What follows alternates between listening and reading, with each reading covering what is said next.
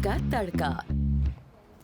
Hello जी, अस्सलाम वालेकुम and welcome to the show आज का तड़का। मैं शेफ जलाल और हमारी टीम आपके सामने हाजिर जी एक बार फिर मज़ेदार सी और लज्जत से भरपूर और जायके से भरपूर रेसिपी लेकर। बट आज हम आपके लिए हर दफ़ा हमारा प्लान होता है कि कुछ ना कुछ हम मज़ेदार अपने शो में ऐड ऑन करें, कोई सेगमेंट इस तरह का। तो आज हमारे साथ मौजूद है जी, मेहमान हमारी हैं डॉक्टर इकरा अली। सबसे पहले इनको वेलकम करते हैं और सलाम करते हैं और फिर शो को आगे लेके चलते हैं। अस्सलाम वालेकुम। वालेकुम अस्सलाम। कैसी हैं इकरा आप? अल्हम्दुलिल्लाह मैं बिल्कुल ठीक। ठीक ठाक, तबीयत ठीक है आपकी? बिल्कुल। माशाल्लाह खूबसूरत लग रही हैं आप। Thank you. और कलर बड़ा सूट कर रहा है आपको। Thank you. अच्छा इकरा, पहले तो ये बताएं आज का दिन कैसा रहा आपका? आज का दिन मेरा अल्हम्दुलिल्लाह बहुत अच्छा रहा बिकॉज कुछ कहाँ कौन कितने क्लिनिक्स को आज आपने फेस किया?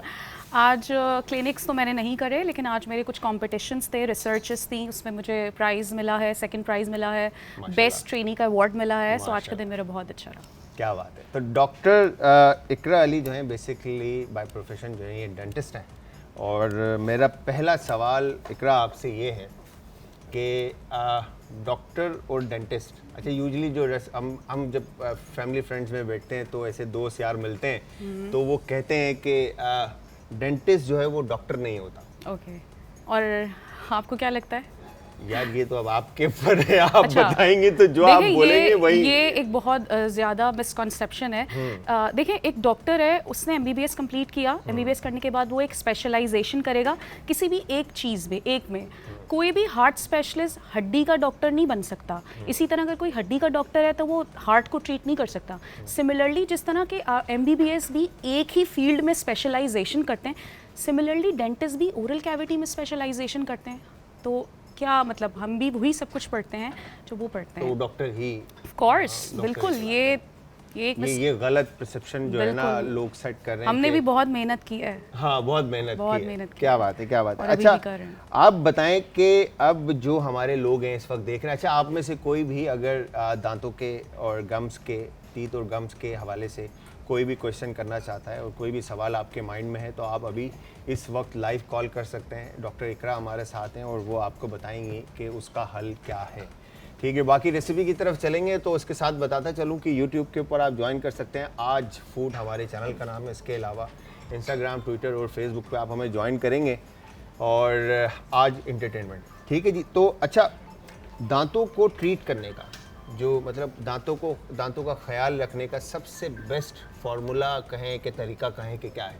देखिए, दांतों को ठीक करने का जो सबसे बेस्ट तरीका है ना, वो ये है कि आप खुद जज नहीं कर सकते हैं कि आपको क्या हो रहा है। हमारे यहाँ क्या है, जब तक दर्द नहीं होगा, तकलीफ नहीं होगी, डेंटिस्ट के पास नहीं जाएंगे। हाँ, ये बात तो मैंने देखा है। ये बहुत इंपॉर्टेंट है कि आप आफ्टर एवरी 6 मंथ्स एटलीस्ट, साल में 1 मरतबा, साल में 2 मरतबा, बग़ैर किसी प्रॉब्लम के आप डेंटिस्ट के पास जाएं, अपनी पूरी एग्जामिनेशन करवाएं। क्योंकि बहुत दफ़ा चीज़ें एसिम्प्टोमेटिक होती हैं। अगर आपको कैविटी हो रही है, कोई प्रॉब्लम हो रही है, सिम्टम्स नहीं आएंगे आपको, तो आप सिम्टम का वेट ही क्यों करें? आप पहले, हमारे यहाँ ये कॉन्सेप्ट नहीं है। जैसे अगर आप पाकिस्तान के अलावा बाकी कंट्रीज़ देखें तो वहाँ पे अपनी एग्जामिनेशन होती है प्रॉपर्ली। इवन कि आप सिर्फ मेरे ख्याल से सिर्फ दांतों का नहीं, बिल्कुल पूरा आपके बॉडी का जो है ना, आपको हर 6 मंथ के बाद पूरा एक चेकअप जो है वो जरूरी है। ये बहुत इंपॉर्टेंट है। लेकिन अनफॉर्चुनेटली हमारे यहाँ बिल्कुल अवेयरनेस नहीं है। यहाँ जब तक इंसान को दर्द नहीं होगा, चाहे तब तक वो नहीं जाएगा डॉक्टर के पास। वो बोलते हैं यार चिल सीने चल रहा है काम, बट और दर्द को भी वो पेन किलर से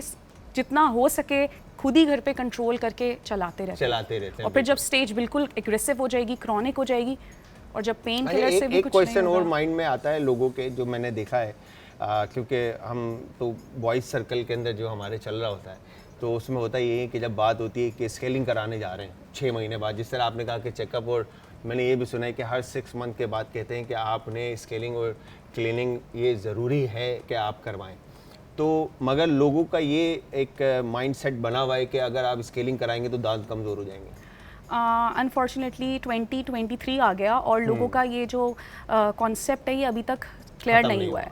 देखिए, स्केलिंग क्या है? स्केलिंग आप डाइट लेते हैं, हमारी डाइट में जंक भी है, हम कोई इतनी अच्छी डाइट लेते नहीं है, हमारी ब्रशिंग टेक्निक सही नहीं है, हम प्रॉपर अपनी ओरल हाइजीन का ख्याल नहीं रखते, और फिर उस वजह से हमारे दांतों पे प्लाक, कैलकुलस या टार्टर जिसे आप कहते हैं वो एक्यूमुलेट हो जाता है। स्केलिंग स्केलर से इट्स जस्ट अ वाइब्रेटर, जो आपके दांत के ऊपर प्लाक या कैलकुलस जमा है वो सिर्फ उसको रिमूव कर रहा है, आपके दांत को नहीं घिस रहा। लेकिन लोग ये कहते हैं स्केलिंग के बाद जो है दांत हिलने लगते हैं, तो ये बिल्कुल गलत है। आफ्टर एवरी 6 मंथ हमें स्केलिंग करवानी चाहिए। स्केलिंग करानी चाहिए और बेसिकली ये एक तरह की डीप क्लीनिंग होती है। बिल्कुल, अगर आप स्केलिंग नहीं करवाएंगे और ये प्लाक कैलकुलस आपके दांतों पर रहेगा, इस वजह से आपको मज़ीद बीमारियों के चांसेस हैं। ये प्लाक और कैलकुलस आहिस्ता आहिस्ता आपके गम्स को खाना शुरू करेगा। अगर मैं इस तरह दूसरी तरह समझाऊं, आहिस्ता आहिस्ता गम्स का लेवल नीचे जाएगा, दांत की जो रूट्स हैं वो एक्सपोज होंगी, दांत हिलने लगेंगे और हाथ में आ जाएंगे। स्केलिंग से दांत कमज़ोर नहीं हो रहे, स्केलिंग ना करवाने से आपके ज़रूर दांत हिल सकते हैं। दांत हिल सकते हैं बिकॉज के गम्स आपके कमज़ोर एग्जैक्टली, क्योंकि वो कैलकुलस और प्लाक आपके गम्स को जो है आहिस्ता आहिस्ता उनको नीचे करता रहेगा, उनका लेवल डाउन कर देगा, बोन एक्सपोज हो जाएगी। तो ये जो दांतों की केयर ना करना, और सेकेंडली कौन सी वजूहात है जिनकी वजह से ये सारी प्रॉब्लम्स क्रिएट होती है? एक तो आपका ये हो गया कि हमने स्केलिंग नहीं कराई, बिल्कुल, तो वो कौन सी चीज़ें जो हम खाते हैं रेगुलर बेसिस के ऊपर और जो नुकसानदेह हो सकती है? देखें, अगर हम बात करें तो हमारे यहाँ हमारी कंट्री में अनफॉर्चुनेटली छालिया का बहुत ज़्यादा है और तंबाकू, इस तरह की चीज़ें बहुत ज़्यादा खाई जाती हैं। छालिया का आपको पता नहीं चलता, लेकिन छालिया जब जो भी लोग खाते हैं उससे उनके दांतों पे इनविजिबल क्रैक्स पड़ जाते हैं। वो क्रैक्स उन्हें नज़र नहीं आएंगे, लेकिन छालिया के 1 साल बाद, 2 साल बाद, टाइम लिमिट किसी को नहीं पता, लेकिन कुछ वक्त के बाद उनके सारे दांतों में फ्रैक्चर हो जाएगा, उनके ऊपर इनविजिबल क्रैक्स पड़ जाते हैं। तो ये सारी चीज़ें आपको अवॉइड करनी चाहिए। इसी तरह जैसे कोल्ड ड्रिंक्स हैं, ये बहुत एसिडिक होती हैं, इनमें एसिड कंटेंट ज़्यादा होता है, ये आपके दांतों की ऊपर की लेयर को हटाती हैं, दांतों की अंदर की लेयर एक्सपोज हो जाती है। ऐसे पेशेंट्स में आपको ठंडा गर्म बहुत मिलेगा, सेंसिटिविटी की कंप्लेन होगी, क्योंकि वो बहुत ज़्यादा एसिडिक चीज़ें पी रहे हैं, ड्रिंक्स पी रहे हैं, सॉफ्ट ड्रिंक्स पी रहे हैं, जूसेस पी रहे हैं। तो आपको इन सब चीज़ों का ख्याल रखना बहुत ज़रूरी है, और हर खाने के बाद अच्छी तरीके से आपको गार्गल्स करना भी बहुत इंपॉर्टेंट है। अच्छा डॉक्टर, इसके साथ एक कॉलर है, उनसे बात करते हैं। अस्सलाम वालेकुम जी। वालेकुम सलाम सर, समीउल्लाह बात कर रहा हूँ रावलपिंडी से। जी अमीर भाई, कैसे हैं आप? ठीक हैं सर? जी अल्हम्दुलिल्लाह, शुक्र है अल्लाह पाक का। सबसे पहले तो माशाल्लाह बहुत अच्छा प्रोग्राम आपका चल रहा है, थैंक यू। और डॉक्टर साहब से मेरे कोई 1-2 सवाल हैं कि मेरे दांतों में ना तो कीड़ा लगा हुआ है, ना मेरे दांत खराब हैं, मसूड़े खराब नहीं, लेकिन मैं फिर भी कोई चीज़ खाता हूँ तो ठंडा गर्म आता कि मैं खाना जब खाता हूँ तो वो भी रोटी का नवाला तक मेरे दांतों को लगता है। कीड़ा भी नहीं है, दांत भी बिल्कुल ठीक है, कोई किसी किस्म का मसूड़ा खराब नहीं है, इसकी क्या वजह है? ठीक है, आप एक काम कीजिए, आप स्क्रीन पर आ जाएं, सामने आ जाएं टीवी के, आपको अभी जो है ना डॉक्टर इनका जवाब देती हैं। ठीक है sir, thank you ji. Doctor ji देखिए, ठंडा गर्म जो लग रहा है, जो सेंसिटिविटी है, इसके बहुत सारे रीजंस हो सकते हैं। एक तो रीज़न मैंने आपको यही बताया कि वो उनकी डाइट में इस तरह की चीज़ें हैं, वो बहुत एसिडिक चीज़ें ले रहे हैं, जिससे उनका ऊपर की जो इनामल की लेयर है वो हट गई है, अंदर की जो डेंटिन है, डेंटिनल ट्यूब्यूल्स एक्सपोज हो गई हैं। अब जब भी आपके अंदर की लेयर, या तो ब्रशिंग वो बहुत एग्रेसिव करते हैं, अब ये नहीं पता, ब्रशिंग में कुछ लोग ब्रश, आप उनके टूथब्रश के ब्रिस्टल्स देखें तो वो बिल्कुल इस तरह से खुल जाते हैं। आपको ब्रशिंग का तरीका नहीं पता कि आपको 45 डिग्री एंगल पे टूथब्रश पकड़ना है। सर हमारे यहाँ इस तरह ब्रशिंग होती है, हॉरिजॉन्टली या वर्टिकली। क्या हम सर्कुलर मूवमेंट में करते हैं? नहीं करते, हमें पता ही नहीं है। तो आपको ब्रशिंग की टेक्निक बहुत इंपॉर्टेंट है। अगर आपकी ऐसी कोई डाइट नहीं है, कोई कैविटी नहीं है, हो सकता है आपकी ब्रशिंग टेक्निक गलत हो, आप अपनी ब्रशिंग टेक्निक इंप्रूव करें। अगर आप अपनी ब्रशिंग टेक्निक इंप्रूव करेंगे तो आपके दांत की जो ऊपर की लेयर है वो प्रोटेक्टेड रहेगी, और अंदर की जो लेयर है वो मजीद एक्सपोज नहीं होगी। इसके अलावा सेंसिटिविटी के लिए बहुत सारे आपके टूथपेस्ट अवेलेबल हैं जो आपके स्पेशली सेंसिटिविटी के लिए हैं। इसके अलावा फ्लोराइड जेल एप्लीकेशन आप क्लिनिक पे भी जाके करवा सकते हैं, और वैसे भी आपके जेल्स अवेलेबल हैं जिससे की सेंसिटिविटी सबसाइड हो सकती है। तो ये सारी चीज़ें बहुत इंपॉर्टेंट है। इसके लिए मेरे ख्याल से सबसे पहले तो आप जाके डॉक्टर से प्रॉपर एक चेकअप करवाएं। बिल्कुल, कॉज इज़ वेरी इंपॉर्टेंट। अगर आपको यही नहीं पता कि सेंसिटिविटी किस वजह से हो रही है, आप कुछ भी ट्रीटमेंट करा लें, it's not going to work. और इसमें एक चीज़ और है कि खाने का जो आपकी चीज़ें हैं, आप उन पे मेरे ख्याल से उनको नोट डाउन करें कि आप, जैसे कोई बंदा एलर्जिक होता है किसी चीज़ से, तो उसको पता होना ज़रूरी है कि मैं इस चीज़ से एलर्जिक हूँ। ऐसे ही डॉक्टर? बिल्कुल, ये तो बहुत इंपॉर्टेंट है। तो इसी तरह आपने उस चीज़ को आपको डाइट का ख्याल रखना है, टूथ ब्रशिंग टेक्निक आपको देखनी है, और साथ साथ आपको एक दफ़ा डेंटिस्ट को विजिट करना चाहिए। लेट्स सी, हो सकता है कुछ ऐसी चीज़ें आपको ना पता चल रही हो, आपका डेंटिस्ट आपको देख के बता दे। क्या बात है, क्या बात है। ठीक है। अच्छा डॉक्टर, एक चीज़ और कि अब जैसे सेंसिटिविटीज़ हैं और बाकी की जो चीज़ें आपने बताई हैं, ये सारी चीज़ें जो हम वेजिटेबल, फ्रूट और जो हमारी डेली की जो डाइट है उसके थ्रू हम अपने दांत और गम्स को मजबूत करने के लिए कौन सी चीज़ें हम, किन का, जैसे लेग्यूम्स और बीन्स जितने भी हैं, इनमें कैल्शियम और ये सारी चीज़ें ज़्यादा पाई जाती हैं, ठीक है। तो इनका इंटेक और इसके अलावा कौन सी ऐसी चीज़ें जिनका इंटेक रखा जाए? देखें बिल्कुल ये बहुत इंपॉर्टेंट है आपकी डाइट इज़ वेरी इंपॉर्टेंट। अगर आप डाइट अच्छी ले रहे हैं तो आपकी ओरल कैविटी अच्छी है, और ओरल कैविटी अच्छी है तो आपकी पूरी ओवरऑल हेल्थ अच्छी है। अगर आपकी ओरल कैविटी अच्छी नहीं है तो आप कैसे एक्सपेक्ट कर सकते हैं आपके अंदर का सिस्टम अच्छा होगा? मेटाबॉलिज्म सब कुछ तो यहाँ से जा रहा है, तो इसको क्लीन करना बहुत ज़रूरी है। तो बिल्कुल बहुत इंपॉर्टेंट है। मिल्क जैसे है, मिल्क में कैल्शियम होती है, विटामिन डी होता है, it makes your teeth strong. इसके अलावा हमारे बहुत सारे फ्रूट्स हैं, आप हेल्दी डाइट लें, फ्रूट्स खाएं जिससे आपको मल्टी विटामिन्स मिलें, मिनरल्स मिलें। तो ये सारी चीज़ें बहुत इंपॉर्टेंट है। जंक के अलावा और आप ये सारी घर की बनी हुई साफ़ सुथरी चीज़ें खाएं, सब में आपको सब कुछ मिलेगा। सब क्या बात है, क्या बात है। अब आप ये देख लें, जंक के अलावा हम बाहर जितनी चीज़ें हलाल हैं वो सारी आपके लिए फ़ायदेमंद है, उसमें कुछ ना कुछ अल्लाह ने ज़रूर फ़ायदा रखा है। क्या बात है, क्या बात है। अच्छा, तो फिर जंक के अंदर जैसे हम ये पिज़्ज़ा और बर्गर्स वगैरह खाते हैं और ये जो डबल चिन मेरी आ रही है और ये चीक्स मेरे बाहर आ रहे हैं, तो ये सब मतलब रह जाएंगे? भाई लिमिट में खाना चाहिए ना हर चीज़। तो अगर आपको जंक खाने का शौक है तो आप लिमिट में खाएं, लेकिन फिर अपनी डाइट का ख्याल। अच्छा, इससे अब आपके जो है ना ये डॉक्टर वाले क्वेश्चन से हटते हैं। वैसे आपसे एक सवाल मेरा है कि आप बताएं कि आप अपने डाइट का कैसे ख्याल रखती हैं पहले, और सेकंड कि आपको खाने में क्या क्या पसंद है और क्या क्या बनाना आप जानती हैं? ओके, देखिए I am very conscious. Diet में मैं बॉयल एग्स लेती हूँ विद पठान की चाय, इसके बगैर मेरी सुबह नहीं होती है। तो पठान की चाय बहुत ज़रूरी है। लंच में आई यूजुअली प्रेफर सूप और वेजिटेबल्स। डिनर में कोशिश करती हूँ मैं अर्ली डिनर करूँ, बिफोर 7 विद ब्लैक कॉफ़ी। तो डिनर में मैं कुछ ग्रिल्ड चिकन या कुछ इस तरह से लाइट मतलब आपने पूरा होल डे का जो मील है वो 4 टाइम में डिवाइड किया हुआ है? एग्जैक्टली, मैंने नहीं 3 टाइम में डिवाइड किया, मॉर्निंग, लंच एंड डिनर। तो मतलब हाई टी, और फिर एक डे होता है मेरा चीट डे जिस दिन मैं जंक खाती हूँ, Sunday. Sunday is a cheat day. अच्छा, ठीक है। तो आप क्या लोगों को प्रेफर करते हैं कि पूरे दिन में, जो मैंने ये सुना है जितने भी डाइटिशियंस हैं वो कहते हैं कि आप होल डे के अंदर आप 5 टाइम अ डे मतलब आप अपने मील को लें, ठीक है, पोर्शन कम लें और इस तरह से लें। बल्कि एक काम करते हैं, इसी क्वेश्चन को हम कंटिन्यू रखते हैं डॉक्टर से आके। इस क्वेश्चन को हम दोबारा करेंगे। एक छोटे से शॉर्ट से ब्रेक का टाइम है, ब्रेक की तरफ चलते हैं। ब्रेक से वापस आके बहुत सारे दांतों के बारे में जो है ना हमने मशवरे लेने हैं, तो जाना कहीं नहीं, मिलते हैं एक ब्रेक के बाद।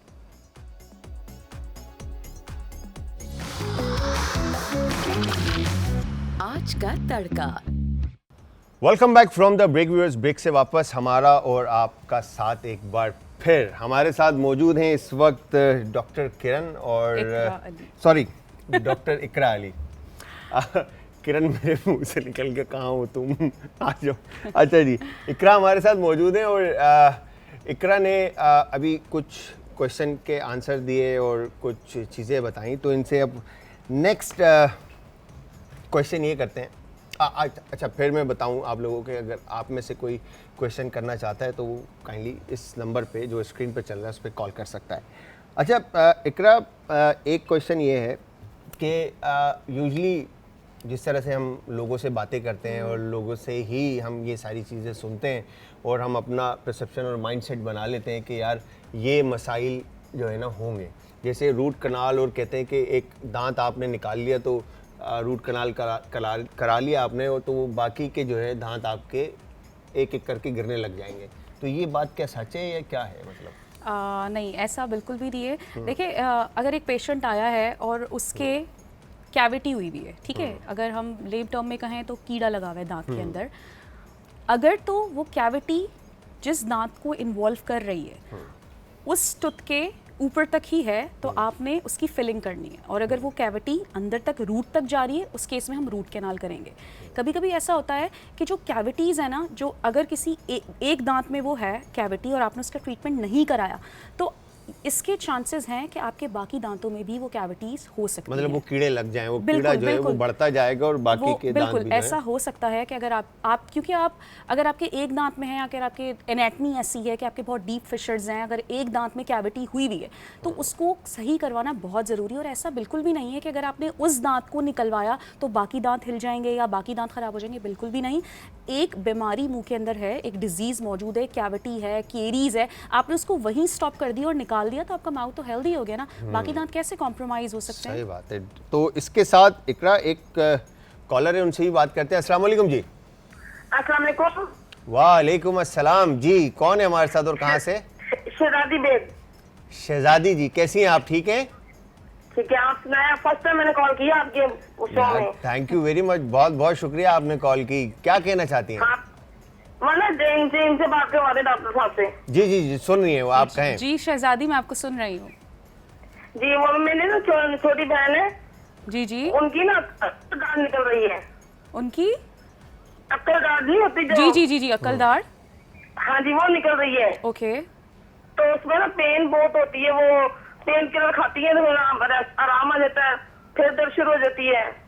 सही सही, ठीक है। तो उसे क्या करना चाहिए? 5 मिनट बाद बताइएगा, मैं टीवी के पास जाऊँ तो। जी जी, आप आराम से टीवी के पास जाएं, Okay. फिर इकरा आपको बताती हैं। अच्छा, इनमें ये जो लोग टोटके भी जो यूज़ करते हैं, ये क्या सही होते हैं? बिल्कुल, जो टोटके जो यूज़ करते हैं, जो घरेलू टोटके होते हैं, बिल्कुल वो ठीक होते हैं। वो कलौंजी वगैरह जो लौंग रख लेते हैं, बिल्कुल वो सही होते हैं। ठीक है, तो इनके क्वेश्चन का आंसर जो दाढ़। जी शहजादी, मैं आपको ये बताना चाहती हूँ कि देखिए जो अकलदाढ़ होती है ना, अकलदाढ़ बहुत इंपॉर्टेंट है कि आप उस दांत का सबसे पहले तो एक्सरे करवाएं।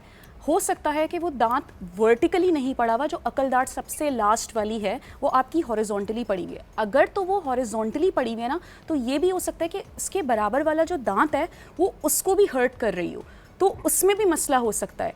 अकलदाढ़ में अगर कभी भी प्रॉब्लम हो रही है तो सबसे पहले तो आपको जाके उसका एक्सरे करवाना है। दूसरी बात ये कि अकलदाढ़ अंदर फंस गई है, निकल नहीं पा रही है, ऊपर उसके गम्स और टिश्यूज़ आ गए जिसको हम ओपर्क्यूलम कहते हैं। कभी कभी ऐसा होता है डेंटिस्ट के पास जाएंगे, वो ऊपर के टिश्यूज़ को हटा देंगे, जिसे हम कहते हैं ओपर्क्यूलेक्टमी, के स्पेस मिल जाए। अगर हो सकता है टिश्यूज़ की वजह से दांत नीचे से इरप्ट होना चाह रहा है, लेकिन वो इरप्ट नहीं हो पा रहा क्योंकि ऊपर गम्स आ गए, टिश्यूज़ आ गए, तो आपने उन टिश्यूज़ को कट करा, तो हो सकता है कि टिश्यूज़ के कट करने की वजह से वो दांत इरप्ट हो जाए। लेकिन ज़्यादातर चांसेस ये होते हैं कि अगर अकलदाढ़ इम्पैक्टेड है, मतलब अंदर फंसी हुई है, उसमें ये होता है कि इसके इन्फेक्शन को कहते हैं पेरिकोरोनाइटिस, और ये बहुत बुरा इन्फेक्शन होता है। इसमें सिर्फ दांत में दर्द नहीं होता, कभी कभी आपको बुखार भी हो सकता है, आपके पूरे जिस्म में भी दर्द हो सकता है, इसमें पस भी पड़ सकता है और पस डिस्चार्ज भी हो सकता है। तो इसके लिए ज़रूरी है कि अगर दांत अंदर की तरफ इम्पैक्टेड है और निकलने का चांस नहीं है तो आपको एक्सट्रैक्शन करवानी चाहिए। और अगर आप दर्द बर्दाश्त के बारे में एक्सट्रैक्शन मतलब आपको दांत निकलवा देना चाहिए। अगर वो दांत अंदर की तरफ बहुत डीपली हड्डी के अंदर इम्पैक्टेड है और बहुत टाइम हो गया और वो निकलने का नाम ही नहीं ले रहा है, तो आपको लाजमी इसको निकलवा देना चाहिए। और अगर आपको लगता है कि नहीं, डॉक्टर ने एक्सरे करा और उसने कहा कि नहीं थोड़ा टाइम रह गया है, ये ऊपर की तरफ आ गया और ये निकल जाएगा, तो आप बिल्कुल, सबसे इंपॉर्टेंट है कि अगर तो ब्लड प्रेशर नहीं है तो नीम गर्म पानी में हल्का सा नमक डालें और जितना हो सके इससे आप गार्गल्स करें। इससे आपके सारे मसूड़ों को एक सूदिंग इफेक्ट मिलेगा। मतलब आपने जो है नमक के पानी और इसके गरारे करने हैं। अगर किसी दवा से एलर्जी नहीं है तो आप डॉक्टर की प्रिस्क्रिप्शन लेकर, एंटीबायोटिक और पेन किलर लेकर दर्द को कंट्रोल कर सकती हैं। और कोशिश करें, हो सकता है जैसे मेरा एक अकलदाढ़ का एक इशू हुआ था तो मेरे भी यही दर्द था, तो मैंने पेन किलर्स ली, एंटीबायोटिक्स ली, नीम गर्म पानी नमक के गरारे किए, थोड़ा टाइम दिया और मेरी जो अकलदाढ़ थी मतलब वो इरप्ट हो गई। अगर बहुत इम्पैक्टेड होगी तो फिर आपको निकलवाना पड़ेगा। सही। अच्छा, इसमें जो यही सेम केस है जो दांत टेढ़े हो जाते हैं, मतलब नहीं, वो अलग केस है। वो तो बिल्कुल अलग केस है। लेकिन अकलदाढ़ तो आपके फंसी हुई है, उसके बहुत सारे रीजंस अच्छा, ये हो जो सकते हैं। ऑर्थोडोंटिस्ट होते हैं ये टेढ़े दांत जो है ना वो सीधे करते हैं, ऐसा ही है। तो हमारी जो दोस्त हैं किरण तो नहीं उनका नाम? नहीं उनका नाम डॉक्टर किरण होगा उनका नहीं, नाम। उनका नाम है डॉक्टर उस्वा। तो वो मेरे ख्याल से ये काम करती है। तो ऑर्थोडोंटिस्ट और डेंटिस्ट में क्या फर्क है? देखें अब देखें यही बात है ना, थोड़ा सा ये लोगों को मतलब बताना है कि ऑर्थोडोंटिस्ट का जो जबड़े का और ये सारा काम। देखिए जैसे आपने एमबीबीएस किया तो या आप डर्मेटोलॉजिस्ट बनेंगे, ठीक है, आप स्किन के डॉक्टर बनेंगे, आप हार्ट स्पेशलिस्ट बनेंगे। इसी तरह जब आप डेंटिस्ट बनते हैं तो या तो आप ऑर्थोडोंटिस्ट बनते हैं जिसमें आप टेढ़े मेढ़े दांतों को ठीक करते हैं, या आप एंडोडोंटिस्ट बनते हैं जिसमें आप रूट कैनाल्स एंड फिलिंग करते हैं, या आप पेरियोडोंटिस्ट बनते हैं जिसमें आप स्केलिंग एंड पॉलिशिंग। इसी तरह बीडीएस में भी डिफरेंट फील्ड्स हैं। अच्छा, हर फील्ड के अकॉर्डिंगली आप काम करते हैं। तो जो ऑर्थोडोंटिस्ट हैं वो टेढ़े दांत, आगे पीछे दांत हैं, वो उनको ट्रीट करेंगे। सही सही। तो अच्छा, अब नेक्स्ट क्वेश्चन, मैं बहुत सारे सवाल कर रहा हूँ जो मैंने इधर लिख लिए, मैंने सारे क्वेश्चन जो है ना कि इकरा, मैं किरण पता नहीं कौन है किरण। खैर, तो दांतों पर जो निशान आ जाते हैं, और जो भी हमारे जो देखने वाले इनमें से अगर कोई खाता है कि चाय पीने से निशान आ जाते हैं या कॉफ़ी पीने से निशान आ जाते हैं या तंबाकू या इन चीज़ों से, तो उसका हल एक तो स्केलिंग है। बिल्कुल। ठीक है, और उसके अलावा किस तरह से उससे बचा जा सकता है? देखिए, एक तो स्केलिंग एंड पॉलिशिंग तो आपकी है ही मैंडेटरी है, है। बिल्कुल। इसके अलावा ब्लीचिंग कहते हैं इसको हम, वाइटनिंग ट्रीटमेंट इसको कहते हैं, और एक विनियरिंग भी होती है, एक और ट्रीटमेंट होता है। तो ये जो वाइटनिंग होता है ये डिपेंड करता है केस टू केस। अगर आपके वाइटनिंग से हम दांतों की वाइटनिंग करते हैं और इससे निशान आपके टाइम, आपको फिर एहतियात करनी होती है, लाइक चाय मगर कॉफ़ी। इसमें जो वाइटनिंग के अंदर मैंने एक चीज़ और सुनी है कि सेंसिटिविटी जो है फिर बढ़ जाती है वाइटनिंग के बाद। देखिए, स्केलिंग के बाद भी सेंसिटिविटी बढ़ जाती है, पता है आपको? मगर वो टाइम के साथ फिर सेट हो जाता है, क्योंकि हाँ। मैं हर खुद 6 महीने बाद जो है देखिए, स्केलिंग वही पे बात जाता ना, आपको किसी भी चीज़ का बहुत एक्सेसिव अगर आप करेंगे, अगर आप वाइटनिंग कराते ही जाएंगे, कंटिन्यूस लाइफ में है कि आपको हर, तो ऑफ कोर्स आपको सेंसिटिविटी की कंप्लेन होगी। हूं। आप डिस्काउंट देते हैं वाइटनिंग पे? बिल्कुल, हम देते हैं डिस्काउंट। अच्छा, तो वाइटनिंग पे सेंसिटिविटी आपका कहना ये है कि अगर वन टाइम हो तो फिर उसके बाद मतलब आप अगर एक्सेसिव बहुत ज़्यादा वाइटनिंग की तरफ जा रहे हैं और आप एक्सट्रीम, मतलब आप बहुत ज़्यादा रह ही नहीं सकते हैं उसके बगैर, किसी भी चीज़ की ज़्यादती नुकसानदेह होती है। इसी तरह स्केलिंग भी 6 मंथ्स बाद कही है। कुछ लोगों के स्टेन्स इतनी जल्दी आ जाते हैं कि वो चाहते हैं एवरी मंथ उनके स्केलिंग की जाए, which is not recommended. You need to wait for at least 6 month to get your scaling and polishing done. सही, बिल्कुल सही। वैसे भी 6 महीने तो ऐसे गुजर जाते पता ही नहीं चलता मेरे ख्याल से। मुझे लाइक 6 मंथ प्लस हो गए, 8 मंथ हो गए मेरे ख्याल से जो किए हुए, क्योंकि टाइम अगेन हम भाग दौड़ में इतने मसरूफ़ हैं अपने कामों के और चीज़ों में। तो खैर, अच्छा एक क्वेश्चन और कि ब्रश की जो टाइमिंग, एक तो आपकी मॉर्निंग है, एक आप रात में सोने से पहले, ठीक है, ये ब्रशिंग होती है हमारी। तो इसके बारे में थोड़ा सा गाइड करें कि रात में सोने से पहले जो ब्रशिंग है वो क्यों इम्पोर्टेंट है, ठीक है, मॉर्निंग उठकर हम ब्रश क्यों करते हैं, तो ताकि ये लोगों तक मैसेज जो है ना सही तरह से पहुंचे। जी, देखिए, रात में क्या होता है, जब हम सोते हैं ना और अगर हम ब्रशिंग नहीं करेंगे, जब हम सो रहे होते हैं ना, तो एक कंडीशन होती है ज़ीरोस्टोमिया। ज़ीरोस्टोमिया मतलब मुंह के अंदर सलाइवा या थूक जिसे कहते हैं वो कम हो जाता है। सलाइवा बहुत इंपॉर्टेंट है, हमारा थूक बहुत इंपॉर्टेंट है हमें कीड़ों से, कैविटीज़ या जो कीरीज़ हो जाती हैं इससे बचाने के लिए।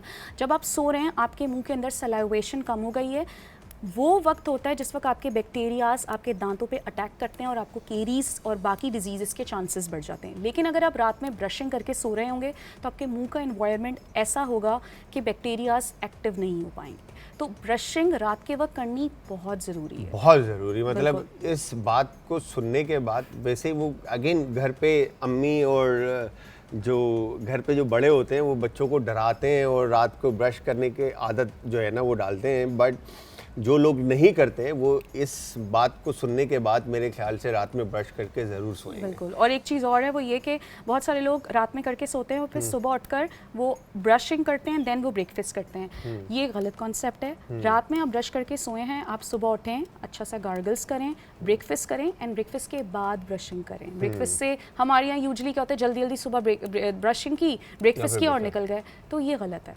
हाँ, अगर आप रात में करना भूल गए ना, ये आप ये करते हैं। मैं यही करता हूँ, सुबह मॉर्निंग जो है ना मैं ब्रश ब्रेकफास्ट के बाद करता हूँ। एक कॉलर है इकरा, फिर उनसे बात करते हैं पहले। हेलो जी, अस्सलाम वालेकुम। अस्सलाम वालेकुम।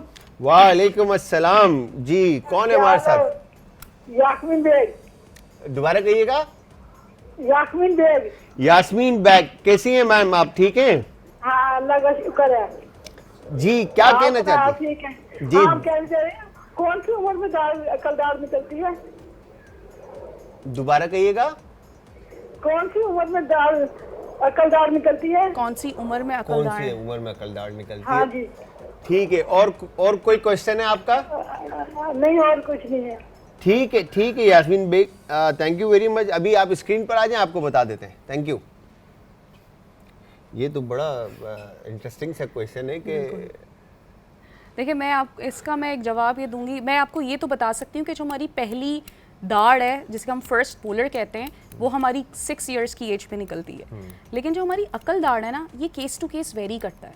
बहुत सारे लोगों की अकल दाढ़ 30 के हो गए, 25-30 के हो गए, नहीं निकली। मेरी तो अभी तक नहीं निकली ना, इसीलिए आप और कुछ लोगों की जो है वो मतलब 14 साल की एज में भी निकल जाती है। तो अकल दाढ़ का बेसिकली डिपेंड करता है आपके खुद की, आपके मुंह की एनाटमी कैसी है। तो इसका कोई टाइम लिमिट नहीं है, ये आपकी जो है एज सून एज पॉसिबल भी इरप्ट हो सकती है। लाइक आपका जो मिक्स डेंटिशन का पीरियड होता है जहाँ पे बच्चे के दूध के दांत गिर रहे होते हैं 10 साल 11 साल के बाद, ये आपकी इरप्ट हो सकती है। लेकिन अब ये नहीं कह सकते हैं कि ये लाजमी जो मतलब है 30 से जो अगर कहा जाए कि 30 साल से 13 लेके to 14 के बाद आपकी वो कभी भी इरप्ट हो सकती है। कभी भी हो सकती है, मगर जो आप एक कंफर्म नहीं कर सकते आप नहीं, मतलब इसको। वैसे एक रेशो होगा ना कि इतने लोग जैसे 100 में से 50% जो हैं वो 30 के बाद निकलता है। और देखिए पहले के लोग डाइट ऐसी होती थी कि वो वेजिटेबल्स खाते थे, तो उनका जो जॉ साइज था ना वो काफ़ी बड़ा था, स्पेस होती थी। हम लोग ना वेजीज खाते हैं ना हमारे पुराने जैसी डाइट है,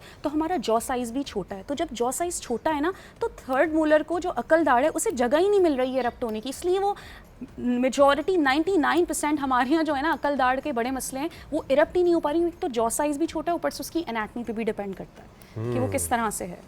तो आपको मेरे ख्याल से आपको जवाब मिल गया होगा कि मतलब अकॉर्डिंग टू डॉक्टर के 14 साल और 15 साल के बाद जो है वो कभी मतलब भी 12-13 साल के बाद आपकी अकल दाढ़ आराम से इरप्ट हो सकती है कभी भी।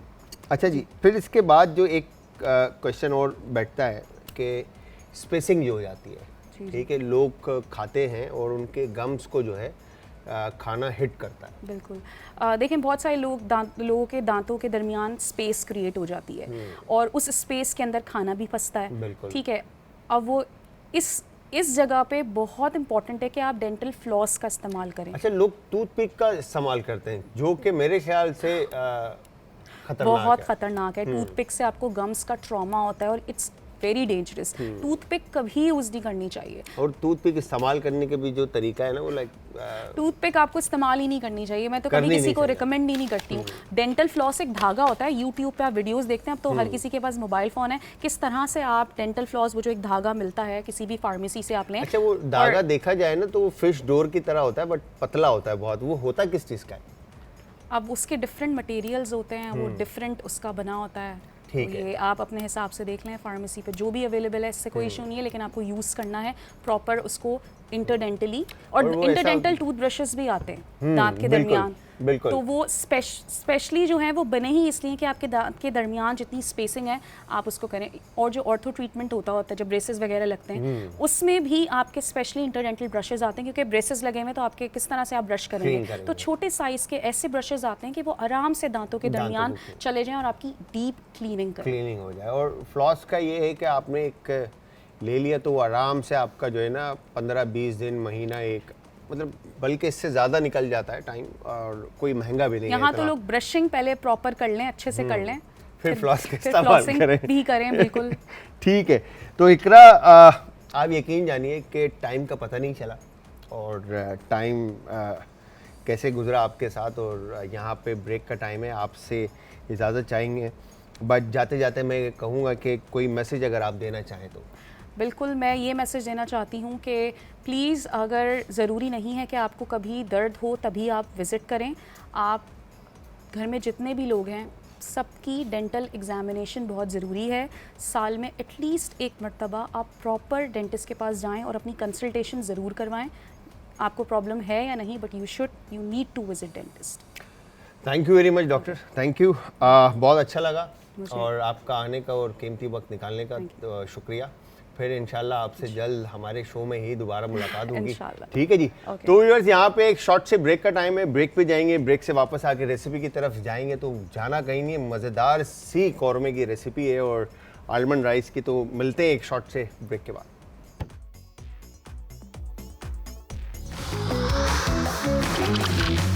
आज का तड़का। लोगों को रोते हुए और लिटरली मतलब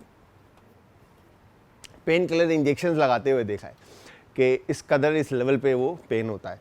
तो आप ने बचना है और अपना ख्याल रखना है। तो ये सारी चीज़ें, ब्रशिंग ऑन टाइम, मॉर्निंग, जिस तरह से बताया। और यूजुअली आपने ये बात देखें, डॉक्टर ने ये बात कही कि ब्रेकफास्ट से पहले आपने गरारे करने और ब्रेकफास्ट करने के बाद आपने ब्रश करना है, बट उसके लिए आपको रात को ब्रश करके सोना है, ठीक है जी। तो ये बातें हैं बड़ी हर घर में होती हैं और हर माँ और घर के जो पेरेंट्स हैं वो चाहते हैं कि बच्चे जो है ये सारे काम करें, बट हम आदत ऐसी बना लेते हैं जिसकी वजह से प्रॉब्लम जो है वो फेस करनी पड़ती है। अच्छा जी, कोरमा आज बड़ी मज़ेदार सी रेसिपी हम कोरमे की बना रहे हैं। यहाँ पर शान आपकी लाइफ को और आसान करता है। हमारे पड़ोसी मुल्क हिंदुस्तानी स्पाइसेस, जो इंडियन स्पाइसेस का यूज़ करते हुए, ठीक है, हम शान ने जो है ये फ्लेवरफुल और जायकेदार ये कोरमा मिक्स जो है, सॉस जो है इन्होंने बनाया है, ठीक है। और यहाँ पर इसमें तमाम वो सारे इंग्रेडिएंट्स मौजूद हैं जो हम एक कोरमे के सॉस बनाने के लिए हम ऐड करते हैं, ठीक है जी। इसके ऊपर मेथड भी यहाँ पे लिखा है और सारे स्पाइसेस जो इसमें ऐड ऑन है वो सारी चीज़ें भी हैं। तो इसके लिए इसको खोलते हैं तो बड़ा ज़बरदस्त सा ये मसाला रेडी है और यकीन जाने खुशबू बहुत ज़बरदस्त। अच्छा, यहाँ टाइम शान का जो कोरमा मसाला है ये आपका टाइम सबसे ज़्यादा जो है टाइम बचाता है। जहाँ आपको अनियन ब्राउन करना है और फिर उसमें स्पाइसेस ऐड करने हैं, भूनना है और सारी चीज़ें करनी है, और फिर कभी आपके फ्लेवर जो हैं वो डिफरेंट आते हैं, कभी स्पाइस ज़्यादा हो जाता है, कभी कम हो जाता है तो सॉरी, इन सारी चीज़ों से बचने के लिए आपको शान ने आपकी लाइफ को आसान किया और ये ऐड किया। अच्छा, इसके बाद सबसे पहले हम क्या करते हैं, यहाँ पर हम पैन लेते हैं। पैन लेने के बाद, अच्छा ये पैन जो है काफ़ी गर्म हो चुका है, तो हम क्या करेंगे, पैन चेंज करते हैं और थोड़ा सा ऑयल इसमें ऐड करते हैं, ठीक है। ऑयल ऐड करने के बाद हो और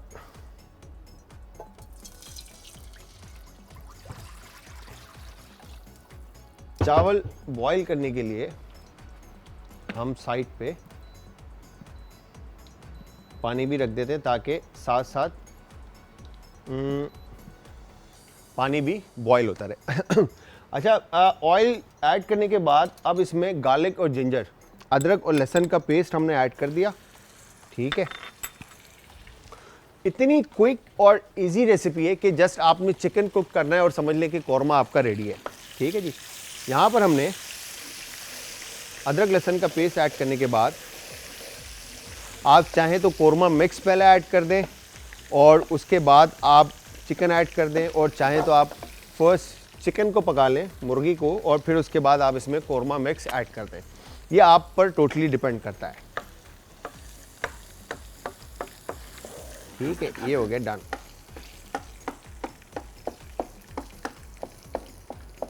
परफेक्ट। और फिर इसके बाद हमने यहाँ पर चिकन ऐड कर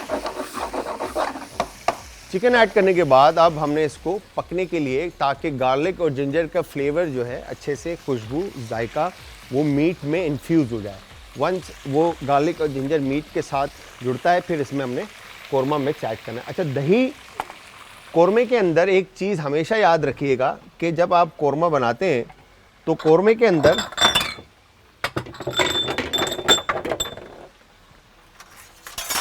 लम्स, दाने ना आए, दाने ना बने। तो उसके लिए आप क्या करेंगे, दही को कभी भी, कोई भी आप करी बनाते हैं तो उसमें योगर्ट का अगर आपका इस्तेमाल है तो उसके अंदर आपने दही को अच्छे से वाइव विस्क की मदद से विस्क करके आपने ऐड करना है, बिकॉज के दाने ना बने। तो यहाँ पे चिकन को हम इस तरह से अदरक लहसुन के पेस्ट के साथ और गार्लिक और जिंजर के पेस्ट के साथ आप मुर्गी को अच्छे से पका लेंगे और दही को इस तरह से आप फेंट लेंगे।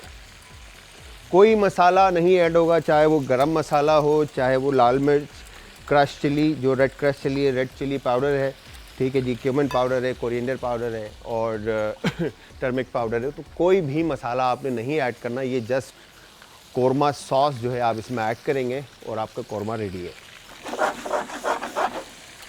तो ये अब इसके बाद हम यहाँ पर, यह आप देखें इसमें तमाम आपको मसाले जो हैं वो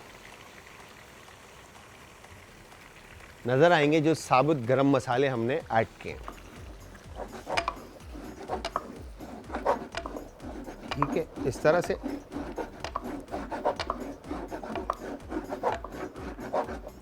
परफेक्ट।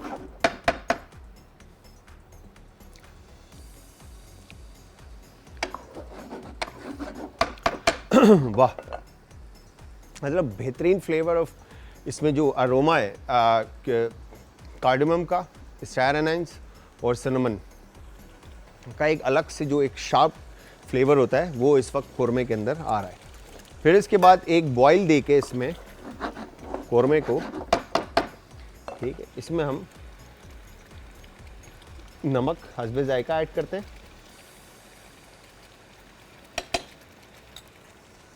और यहाँ पर हमने इसमें योगर्ट, दही जो है ये शामिल कर दिया। दही शामिल करने के बाद हम इसको करेंगे मिक्स अच्छे से, ताकि कलर आपको, ये देखें आप, परफेक्ट कोरमे का बेस जो है वो इस वक्त रेडी हो चुका है। अब आपने इसको इतना पकाना है कि ऑयल ऑन टॉप आ जाए और करी जो है बेस में बैठ जाए। ठीक है, इसी के साथ मैं आपको ये बताता चलूँ कि आप सब ने हमारी रेसिपीज़ जो अब तक देखी हैं और ट्राई की हैं, ठीक है जी, हमें फीडबैक देना है और देखनी है तो आप ज्वाइन कर सकते हैं हमें यूट्यूब के ऊपर आज फूड, और फीडबैक देने के लिए भी आप कमेंट के अंदर हमें फीडबैक दे सकते हैं और बाकी मैसेजेस वगैरह कर सकते हैं, लाइव कॉल कर सकते हैं, नंबर ऑन स्क्रीन है। इसके अलावा इंस्टाग्राम, ट्विटर और फेसबुक पे आप हमें ज्वाइन कर सकते हैं। इसके साथ एक कॉलर है, उनसे भी बात करते हैं। अस्सलाम वालेकुम जी। जी वालेकुम अस्सलाम, मैं फरजाना लाहौर से बात कर रही हूँ। आप ही कैसी हैं आप? अस्सलाम वालेकुम। वालेकुम सलाम। मैं काफ़ी देर से आपकी बातें सुन रही थी ऑन एयर, मतलब मैं फ़ोन पे सुन रही थी और बड़ी मज़ेदार बातें हो रही थी। दिल भी कर रहा था कि उधर ही जाके मज़े से खा भी लें आपके साथ मिलके। आप यकीन जानिए मैं अभी बाखुदा आप कहेंगे कि शायद मैं आपकी कॉल आई है तो मैं आपको कह रहा हूँ ये बात। मैं आज ही अभी इस वक्त डॉक्टर इकरा के साथ बैठा था, तो मैं उठ के जैसे ही इधर इस सेट पर आया कुकिंग के, तो मैं आपको पता नहीं, आप मेरे माइंड में एकदम आए कि आप ही की कॉल नहीं आई। लास्ट एक कॉल की आपने और आज देखें अभी आपकी कॉल आ गई। ये तो फिर दिल से दिल को राह होती है ना मेरे भाई, जो हो तुम प्यारे से भाई। और बताएं आपकी तबीयत कैसी है? सब ठीक है माशाल्लाह से? बस जलाल, यहाँ पे लाहौर में ना आज बारिश हुई है और बहुत वायरस फैला हुआ था, जुकाम, खांसी, जुकाम और बुखार का। तो हम सारों ने बाइयां दी हैं, बच्चों ने भी, मैंने भी, तुम्हारे भाईजान ने भी, हम सब लेट लूट के फारग होके अब थोड़े थोड़े उठे हैं। अच्छा, नहीं बिल्कुल, ये वायरल लाहौर में चला हुआ है और काफ़ी शिकायत है कि लोगों को फ्लू, सर दर्द, माइग्रेन हो गया और तबीयत ख़राब है, खांसी हो रही है, ये सारी चीज़ें बहुत चल रही हैं लाहौर में।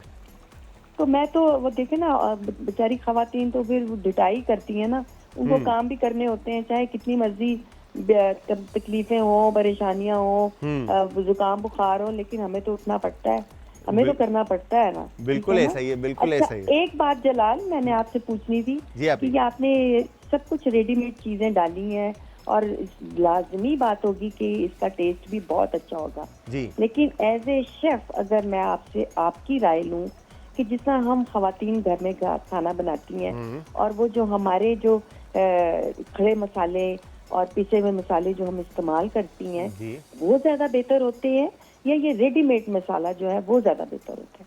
देखें अब होता है क्या है, आप जो अभी यहीं आप स्क्रीन पर आए, मैं आपको बताता हूँ। ठीक है, मैं आपसे, आप मुझे बताइए, आप आए, मैं आपको बताता हूँ अभी। अच्छा, यहाँ पर हम बेसिकली देखें शान के जो शान मतलब एक अरसे ज़माने से जो है इसके ऊपर काम करता हुआ आ रहा है, स्पाइसेस पे और मसालों पे और इन सारी चीज़ों पे हमारी तो स्टडी रही है इसके ऊपर, क्योंकि हम इंडस्ट्री से हैं, काम करते हुए आ रहे हैं इंडस्ट्री के अंदर एक अरसे से, एक ज़माने से, एक ज़माना तो नहीं कहूँगा, 20-22 साल हो गए काम करते हुए। तो रिसेंटली मेरी स्टडी हुई, जो हम ओपन मार्केट से मसाले लेते हैं, ठीक है, तो मैं शान की तारीफ़ नहीं कर रहा, मैं एक बात कर रहा हूँ आपको कि जो हम ओपन मार्केट से मसाले लेते हैं, खुला मसाला लेते हैं या दूसरे मसाले लेते हैं, चाहे वो रेड चिल्ली पाउडर हो या रेड क्रश चिल्ली हो या ब्लैक पेपर होल हो या कोई भी गरम मसाला जो हम साबुत लेते हैं, तो अगर आप शान का पैकेट में लेते हैं ना, अच्छा शान जो खुले मसाले हैं ना जो मार्केट से, उससे थोड़ा सा महंगा है, मगर जहां आप एक चुटकी खुला मसाला डालते हैं ना वहाँ, या एक टीस्पून जैसे, तो वो वहाँ पर शान का 1/2 और 1/4 टीस्पून जो है ना उसका काम कर जाता है। ठीक है, तो ये डिफरेंस है बेसिकली। तो फ्लेवर्स जो हैं वो आपको शान के मसालों में बड़े ज़बरदस्त मिलेंगे। ठीक है, ये बेसिकली आपकी ज़िंदगी जो है ना ये आसान कर रहा है।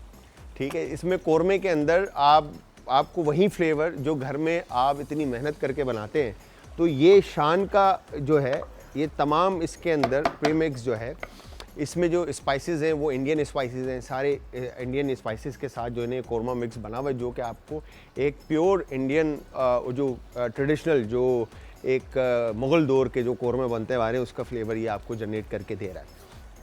तो ट्राई करना आप ही और बताइएगा हमें कि कैसी बनी और कैसी लगी। ठीक है जी। तो यहाँ पर अच्छा, अब कोरमा हमने बना लिया, यकीन जाने खुशबू बहुत ज़बरदस्त है। ठीक है, अच्छा पुराने दौर में जब कोरमा बनता था तो इसके अंदर केवड़ा भी डलता था, और आज भी बहुत सारे लोग केवड़ा ऐड करते हैं। अच्छा, अब केवड़े की भी क्वालिटी है कि किस क्वालिटी का केवड़ा आप यूज़ करें जिससे फ्लेवर जो है ना कोरमे के अंदर चार चांद लगाता है। फिर इसके अंदर बादामी कोरमा है, फिर फूड कलर का यूज़ होता है। जो मुग़ल दौर के कोरमाज हैं उनके अंदर जो ऑयल ऐड ऑन होता है, टॉप पे जो तड़का लगता है उसमें कलर का यूज़ होता है। ठीक है जी, तो वो जिससे कोरमे के ऊपर जो है ना लाल सुर्ख जो है ना वो ऑयल नज़र आ रहा होता है। ठीक है, तो अब आप चाहें तो इसके ऊपर ग्रीन चिली, कोरिएंडर और जिंजर, ठीक है, वो काट कर आप ऐड कर दें, बड़ा खूबसूरत कलरफुल भी हो जाएगा और ख़ूबसूरत भी कोरमा आपका लगेगा। दूसरी तरफ अब हमने बनाने आलमंड राइस। आलमंड राइस बनाने के लिए मैंने यहाँ पे चावल बॉईल करने के लिए रख दिए हैं। ठीक है, और अब मैं एक काम करता हूँ, बल्कि अब कोरमे को हमने स्लो फ्लेम पे पकाना है।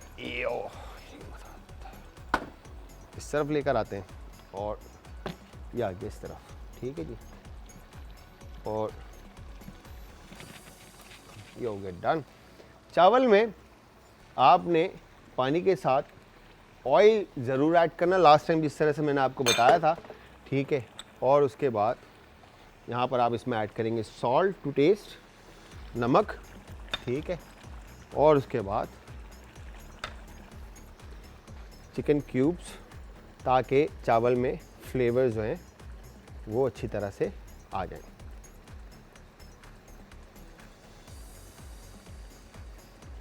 ये हो गया डन।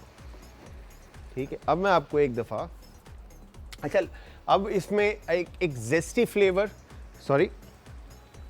एक जेस्टी फ्लेवर ऐड करने के लिए आप इसमें लेमन का भी ऐड कर सकते हैं। लेमन जेस्ट, लेमन के स्लाइसिस काट कर या लेमन को कट इन 2 करके आप इसमें ऐड कर दें और वो फ्लेवर जो है ना जनरेट करेगा। तो यहाँ पर एक शॉर्ट से ब्रेक का टाइम है, ब्रेक पे जाएंगे। कोरमा रेडी हो रहा है, आलमंड राइस हमने बनाने हैं, तो जाना कहीं नहीं, मिलते हैं एक शॉर्ट से ब्रेक के बाद। आज का तड़का। Welcome back from the break viewers. Break से वापस हमारा और आपका साथ एक बार फिर। अच्छा जी, यहाँ पर हमने कोरमा जो है वो पकड़ा है और ऑयल ऑन टॉप आने लग गया है। आप देखें तो एजिस पे आपको कोरमे का ऑयल नज़र आ रहा होगा। ठीक है जी। अब दूसरी तरफ हमने राइस जो है वो बॉईल करने के लिए रख दिया है। ठीक है, अब हम ले लेते हैं पैन, फ्राइंग पैन, और अब हमने बनाना है बड़ी मज़ेदार सी आलमंड राइस की रेसिपी। ठीक है जी, गार्लिक को आप इस तरह से क्रश करेंगे फर्स्ट। ठीक है, ये हो गया गार्लिक की क्रशिंग,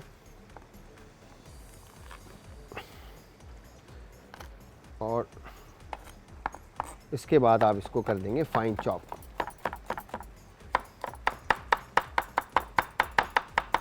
ठीक है जी, गार्लिक को आप फाइन चॉप करके ऐड करें या आप पे डिपेंड करता है कि आप पेस्ट ऐड करना चाह रहे हैं तो पेस्ट भी आप ऐड कर सकते हैं, बट चॉप कर देंगे तो वो थोड़ा सा बाइट में जो है ना फील देता है। ठीक है जी, ये हो गया गार्लिक की चॉपिंग डन।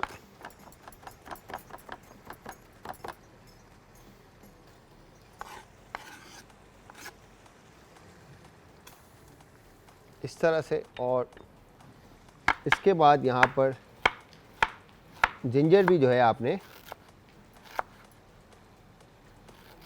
इसी तरह से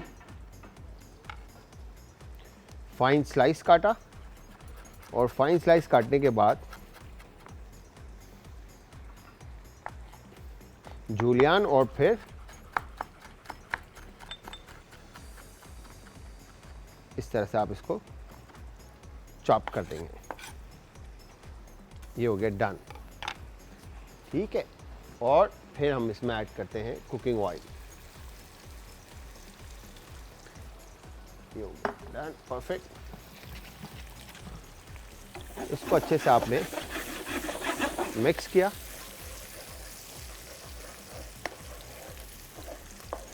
ठीक है जी, मिक्स करने के बाद अच्छा, अब आलमंड जो है डन। जैसे ही गार्लिक को कलर आता है, आपने चावल जो बॉईल किए हैं, ठीक है, वो आप इसमें ऐड कर देंगे। इसके साथ एक कॉलर है, उनसे भी बात करते हैं। अस्सलाम वालेकुम जी। वालेकुम अस्सलाम, क्या नहीं मिला भाई? वालेकुम अस्सलाम। मेरी बहन ठीक ठाक, आप सुनाएं कैसी तबीयत है आपकी? जी जी अल्हम्दुलिल्लाह ठीक ठाक। और आज तो मतलब आप बना रहे हैं तो डिश जो है वो मेरी फेवरेट है। देखें, अब आप देखें तो बस आपने ट्राई करना और फिर बताना है मुझे कि कैसी बनी है रेसिपी। ठीक है? नहीं नहीं, चलो ताला मुझे कुछ इसके बारे में पूछना है, लेकिन आप मेरी कॉल के बाद उसका फिर आप उसके बारे में थोड़ा सा आंसर कीजिएगा। एक तो ये पूछना है कि उसमें जो आपने चिकन ऐड की है तो उसकी क्वांटिटी बताइएगा कि हाफ है या 1 kg है। अच्छा, दूसरे जो आपने उसमें शान का जो मसाला, तो मैं खुद शान के यूज करती हूँ, उसमें आप ये बताइएगा कि कितने, जैसे ये 1 kg या हाफ kg में ये मसाला जो आपने पेस्ट डाला है पूरा जी शान का, जी, तो शान का आपने पेस्ट इसमें मसाला डाला है ना, तो वो कितने में हम जैसे यूज कर सकते हैं, जैसे हाफ में या 1 kg में, ये थोड़ा सा बताइए। ठीक है, ठीक है, मैं आपको बता देता हूँ। ठीक है, थैंक यू वेरी मच जी मेरी बहन, बहुत बहुत शुक्रिया। और यहाँ पर हमने इस तरह से बादाम को जो है पहले आप इस तरह से प्रेस करके क्रश करेंगे, उसके बाद आप इसको रफली चॉप कर देंगे, तो ये आपकी चॉपिंग जो है आलमंड की इजीली हो जाएगी। ठीक है जी।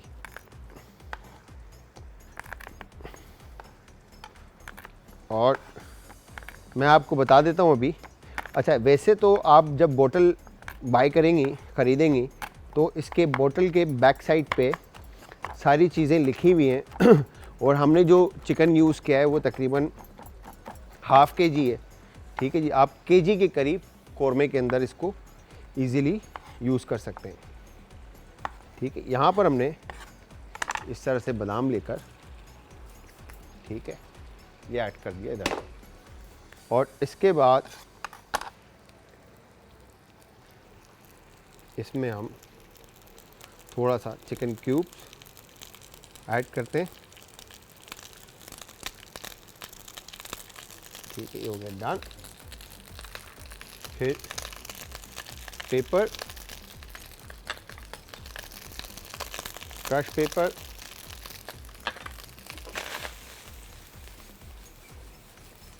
और उसके बाद हल्का सा इसमें आप लेमन ऐड कर देंगे। ठीक है जी, ये हो गया डन। और कौरमा भी हमारा परफेक्टली रेडी हो चुका है, ऑयल ऑन टॉप आ चुका है, अरोमा बहुत ज़बरदस्त है। ये हो गया डन। ठीक है जी। अच्छा, अब यहाँ पर हमारे पास जो वेजिटेबल्स हैं, ठीक है, कौरमे की बात कर रहा हूँ, सॉरी, जो हमने राइस बनाया, ठीक है।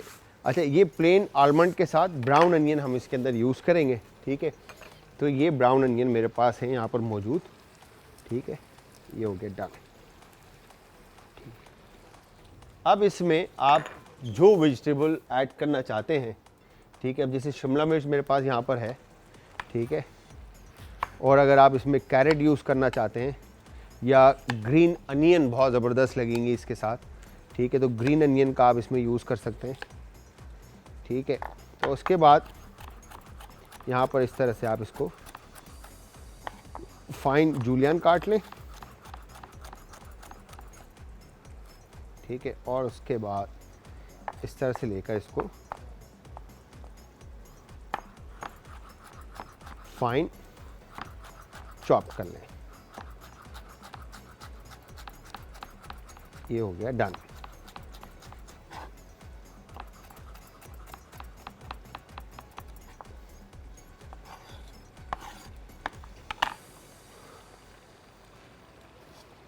परफेक्ट। अब अच्छा, मेक श्योर कि जब आप चमचा चलाएं राइस के अंदर, तो हमेशा चमचा चलाने का जो तरीका है वो बेस से आपने नीचे से बिल्कुल चमचा चलाना होता है, ठीक है। अगर आपने बीच में से चमचा चलाया तो वो राइस का ना राइस टूट जाते हैं, ठीक है, इस तरह से। अब हम करते हैं क्या, डिश आउट, ठीक है। इसमें निकालते हैं कोरमा, और ये आ गया इधर, ठीक है। यकीन जानिए इस कदर कोई खूबसूरत अरोमा है इसका, खुशबू है, आई मीन कि मैं आपको क्या बताऊं, ठीक है। ये आ गया इस तरह से, और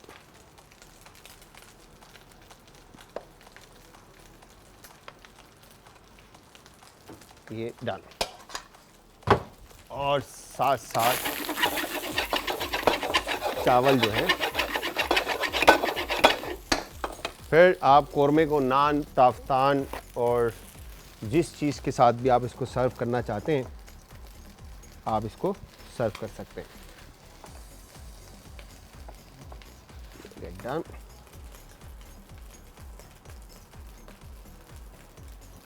Perfect.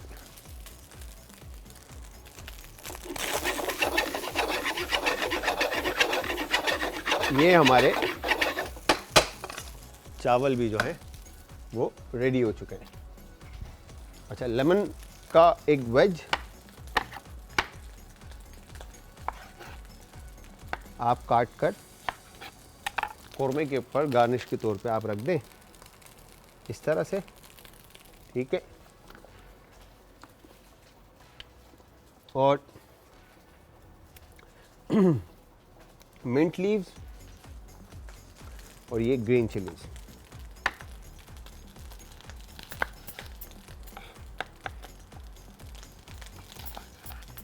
ये हो गया डन, ठीक है। यहाँ पर हमने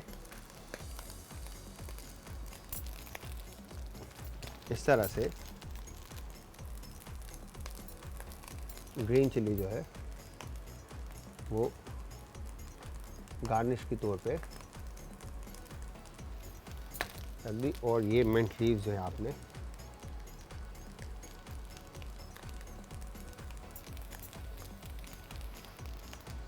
लगा दिया इधर।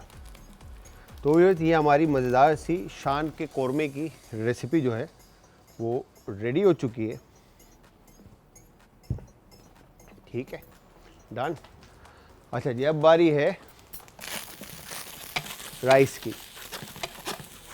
तो यहाँ पर राइस को बिल्कुल स्लो फ्लेम पे दम देते हैं। थोड़ा सा इसके साथ एक कॉलर है, उनसे ही बात करते हैं। अस्सलाम वालेकुम जी। वालेकुम सलाम। वालेकुम सलाम जी, कौन है हमारे साथ और कहाँ से? मैं फैसलाबाद से फातिमा बात कर रही हूँ। फातिमा फैसलाबाद से। आसमा जी, मुझे बहुत शौक था मैं आपके साथ बात करूँ, मैं आज बहुत खुश हूँ। थैंक यू वेरी मच आसमा, बहुत बहुत शुक्रिया। कैसी तबीयत है और क्या कहना चाहेंगे आप?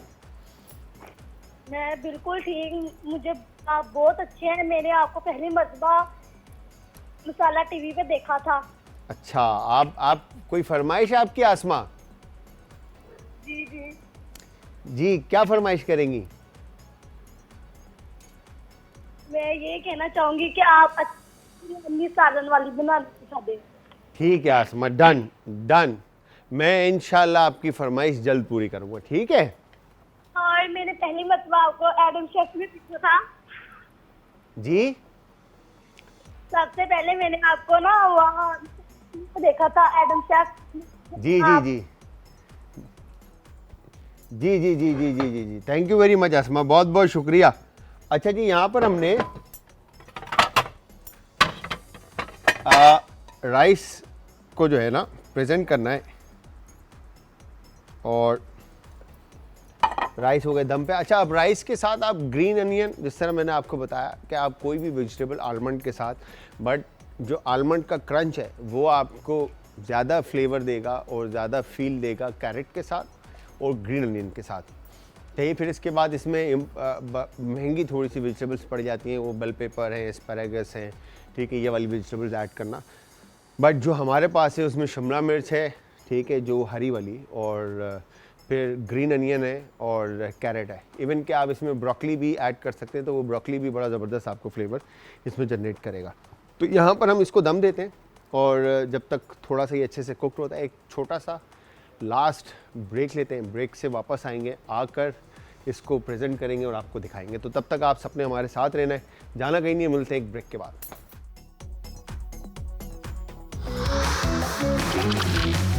आज का तड़का।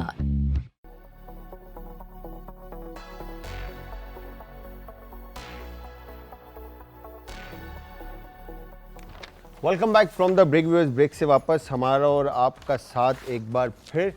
अच्छा जी, यहाँ पर हमने बड़ी मज़ेदार सी जो रेसिपी बनाई है, ठीक है जी। उम्मीद ये करता हूँ कि आप लोगों को पसंद भी आई होगी और आप लोग ट्राई भी ज़रूर करेंगे। और जब भी आप हमारी रेसिपीज़ ट्राई करेंगे और हमें फ़ीडबैक देंगे, और फ़ीडबैक देने के लिए आप सब अगेन ज्वाइन करेंगे जी सोशल मीडिया पे, जो के फेसबुक, इंस्टाग्राम और ट्विटर, ठीक है। और इसके अलावा आप हमें ज्वाइन कर सकते हैं आज फूड, हमारा जो चैनल है यूट्यूब पे। अच्छा, कौरमा आपके सामने बड़ा सिंपल और क्विक एंड इजी रेसिपी थी, ठीक है। ऑयल ऑन टॉप आ चुका है, सिंपल हमने इसको प्रेजेंट किया विद ग्रीन चिल्ली और मिंट के साथ। आलमंड राइस भी कोई रॉकेट साइंस नहीं थे, बड़े सिंपल और आसान सी रेसिपी थी। तो दोनों रेसिपीज़ रेडी हैं। अच्छा, जाने से पहले जिस तरह से डॉक्टर इकरा हमारे साथ थी, डेंटिस्ट आज, और मैं अभी यही सोच रहा था कि हम दानिश भाई और हमारे जो डायरेक्टर हैं असद भाई, उनसे हमारी बात हो रही थी कि हम प्लान करें कि नेक्स्ट वीक में भी जो है इसी तरह से आपको डॉक्टर्स जो हैं हमारे शो में मौजूद हों, और जिनके भी मसले हैं वो डिस्कस कर सकें। बट अगेन जब मसलों की बात आती है तो एक बड़ी प्यारी बात डॉक्टर इकरा ने कही कि हम इंतज़ार करते हैं तकलीफ़ के आने का, या उस परेशानी के आने का, या बीमारी के आने का, और उसके बाद हम जाकर उसका हल सोचते हैं, या इलाज के लिए जाते हैं, या डॉक्टर के पास जाते हैं।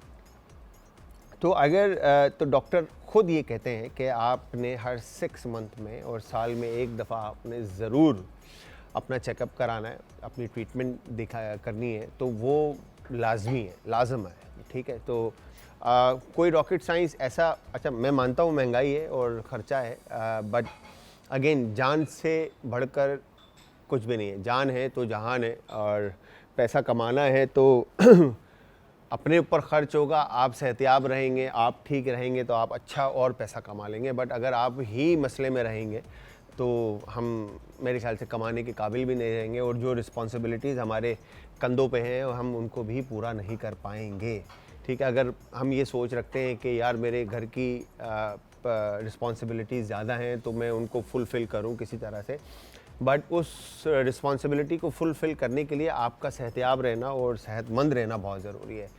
तो यहाँ पर फिर एक चीज़ बड़ी ज़बरदस्त जहन में आती है कि आपका ओरल जो सिस्टम है, जो मुंह का जो सिस्टम है, जैसे दांत है, गम्स हैं आपके, इसका सिस्टम है, ये जब तक ठीक नहीं होगा तो आपका मेटाबॉलिज्म कैसे ठीक होगा। जो अंदर का जो सिस्टम है, मैदा आपका, जिगर आपका, दिल आपका, खून आपका, तो ये सारी चीज़ें कैसे ठीक रहेंगी।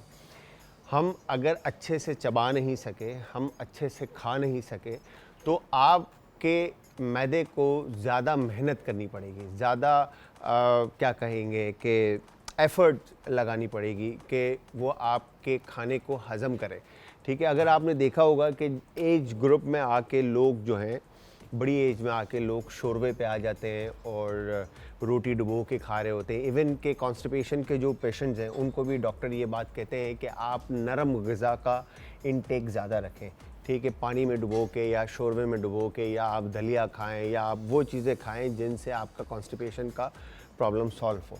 ठीक है, अगेन कॉन्स्टिपेशन सारी बीमारियों का जड़ है। ठीक है, जब आपका मेटाबॉलिज्म काम सही नहीं करेगा तो आपको बीमारियां पकड़ेंगी। अच्छा, मेटाबॉलिज्म काम तब सही नहीं करेगा जब आप चबाएंगे सही से नहीं, खाएंगे सही से नहीं। और चबाने के लिए और खाने के लिए आपके दांतों का और गम्स का अच्छा और मजबूत रहना ज़रूरी है। तो आप सबसे पहले आप वो गलत चीज़ें जो हम जैसे छालिया है या तंबाकू है या इस तरह की जो भी चीज़ें हम उनको छोड़ें और टाइम पे ब्रश करें मॉर्निंग और रात को सोने से पहले। ठीक है, और गरारे करें। ठीक है, माउथ वॉश का इस्तेमाल करें। ठीक है, ये सारी चीज़ें हैं जो आप अपनी लाइफ में ऐड ऑन करके खूबसूरत ज़िंदगी गुजार सकते हैं। अच्छा, इसी के साथ टाइम होता है ख़त्म। मैं शेफ जलाल और हमारी आज की टीम आपसे चाहती है इजाज़त। तो जाते जाते फिर सेम लाइन हमेशा की तरह कि अपने प्यारों का, आस पड़ोस के लोगों का, दोस्तों का, रिश्तेदारों का बहुत ज़्यादा ख्याल रखिएगा। कल फिर हाजिर होंगे जी, सेम टाइम सेम शो में एक नई और मज़ेदार सी रेसिपी के साथ। तो कल तक के लिए खुदा हाफिज़।